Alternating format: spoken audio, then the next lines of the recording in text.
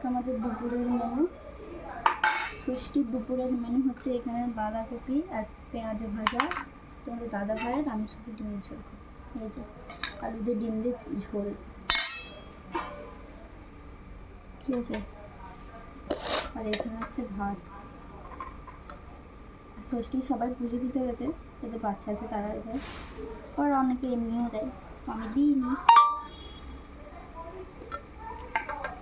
তো আমরা কালকে থেকে নিরামিষ খাবো, যেহেতু পুজো চলছে তার জন্য।